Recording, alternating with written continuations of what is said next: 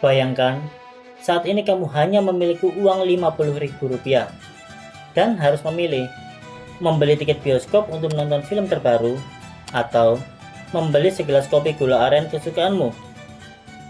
Dengan uang yang terbatas, kamu saat ini tidak bisa melakukan keduanya sekaligus, bukan? Dan kamu harus membuat sebuah pilihan.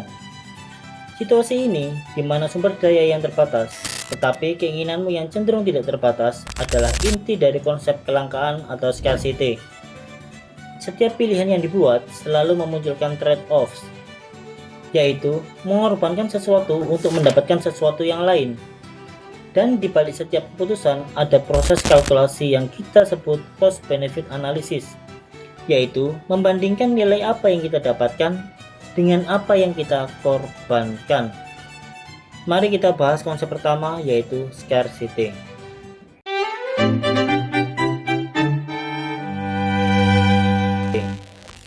Sebagai manusia, apa sih yang kita inginkan dan butuhkan? Emang ingin dan butuh itu beda ya, Bang? Jawabannya sudah tentu berbeda. Dalam kehidupan yang fana ini, sudah pasti kita akan membutuhkan makan, air, pakaian, serta tempat tinggal.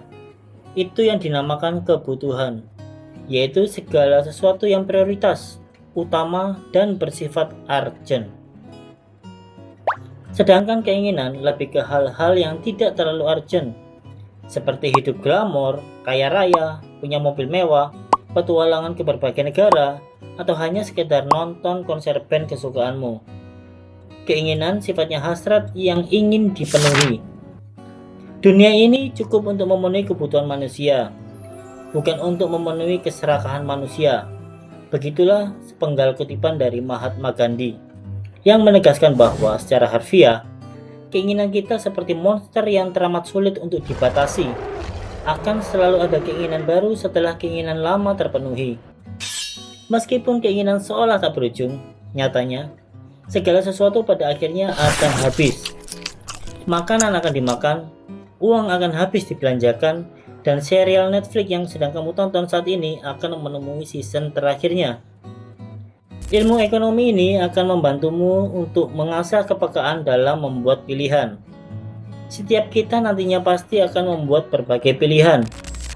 Bisa jadi itu pilihan pribadi, pilihan bisnis, dan juga pilihan kolektif. Jadi, kita harus menimbang opsi yang ada dan membuat pilihan terbaik untuk diri kita sendiri sesuai dengan situasi kita. Misalnya seperti yang sempat saya singgung di awal, kamu hanya punya uang Rp50.000 dan harus memilih membeli tiket bioskop atau membeli segelas kopi gula aren. Dengan uang yang terbatas, saat ini kamu tidak bisa memiliki keduanya sekaligus. Karena sumber daya yang terbatas, kita harus membuat pilihan. Nah, ini yang membawa kita ke konsep selanjutnya, yaitu pengorbanan atau trade-offs. Mengutip dari buku Resonansi Pemikiran ke-17 karya H. Priyono DKK, pilihan trade-off dianggap serba menyulitkan. Contohnya, dapat kita temui ketika pemerintah membuat kebijakan yang harus memilih dua hal atau lebih dengan mengorbankan aspek tertentu. Misalnya saat pandemi lalu, pemerintah memilih lebih mengutamakan aspek kesehatan dan sementara harus mengesampingkan aspek ekonomi dengan penerapan lockdown. Dalam literatur lain, mengutip buku Pengantar Ilmu Ekonomi karya Dr. Agus Parera tahun 2020, trade-off adalah situasi yang menyebabkan seseorang harus membuat keputusan terhadap dua hal atau lebih dan mengorbankan salah satu aspek dengan alasan tertentu. Semua pilihan selalu melibatkan pengorbanan. Dengan kata lain, trade-off adalah tindakan melepaskan satu manfaat untuk mendapatkan manfaat yang lain, yang berpotensi lebih baik dan lebih besar.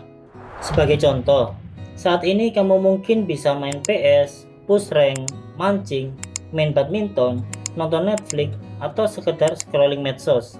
Sedikit atau banyak, semua kegiatan tersebut dapat memberimu manfaat. Tetapi, dengan kamu memilih untuk tetap menonton konten ini, kamu berpotensi mendapatkan manfaat lebih, yaitu ilmu dan insight baru tentang dunia ekonomi. Mari kita beralih ke contoh lainnya.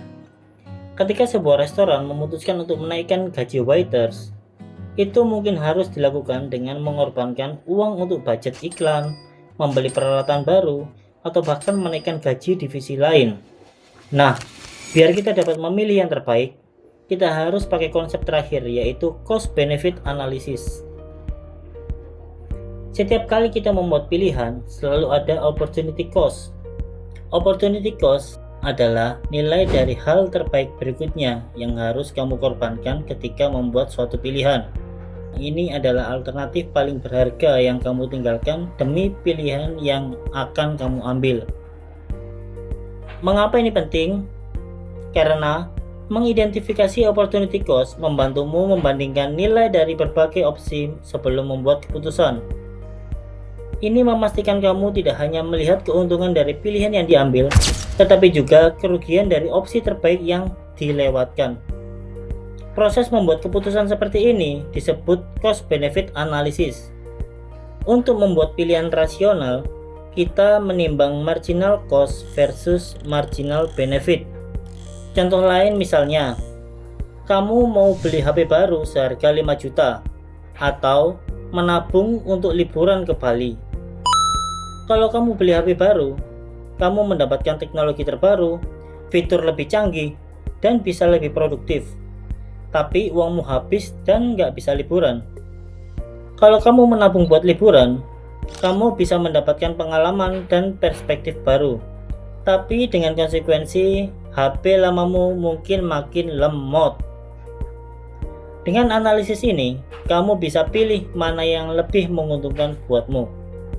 Penelitian oleh Dr. Roy Frederick Baumeister, seorang psikolog sosial terkemuka, menunjukkan bahwa setiap hari rata-rata orang dewasa membuat sekitar 35.000 pilihan setiap harinya. Bayangkan, dari saat kita bangun pagi hari hingga kita kembali tidur, kita dihadapkan dengan berbagai pilihan yang mempengaruhi jalan skenario hidup kita kelak. Seperti memilih pakaian yang akan dipakai, atau seperti memutuskan singgah di minimarket yang dekat tapi ada tukang parkirnya, atau bablas ke minimarket yang agak jauh tapi bebas parkir. Dan sebagian besar keputusan ini, meskipun kecil, pastinya memiliki dampak pada bagaimana kita menghabiskan waktu dan interaksi dengan dunia di sekitar kita.